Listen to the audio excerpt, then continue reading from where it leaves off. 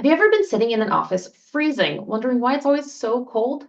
Well, if you're in an older building, the reason is what I call a set it and forget it set point that forces air conditioning in old buildings to cool the air all the way down to 55 degrees. Why do they do this? Well, air conditioning in commercial buildings controls both indoor temperature and humidity. This is done by cooling down the air to control humidity, just to warm it back up to a comfortable temperature. Yeah, you heard me right. Air conditioning cools down air just to warm it back up. Seems inefficient, right? Well, it is.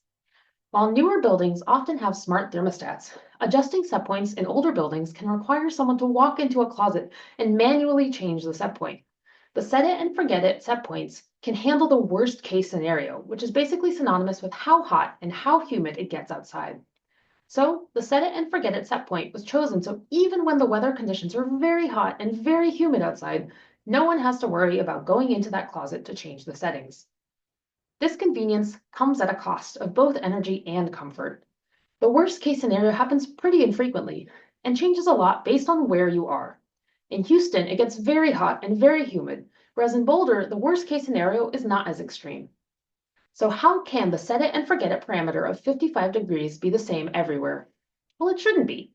The 55-degree set point was decided decades ago when energy was cheap and there was much less concern with climate change, greenhouse gas emissions, and wasting energy.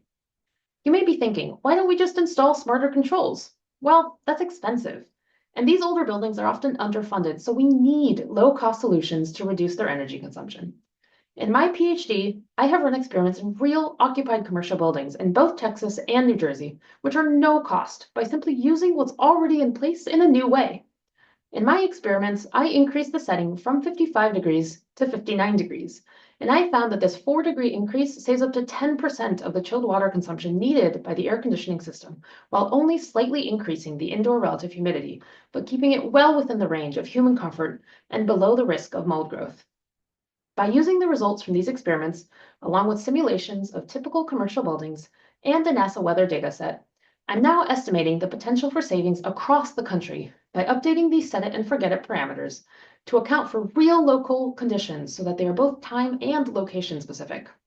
By changing these set points up to once a month, I've estimated that almost 2/3 of the area of the lower 48 states could reduce the strain on their air conditioning by up to 16%. In this way, I found a low-cost, easily implementable, and high-impact solution for reducing energy consumption of air conditioning of older commercial buildings.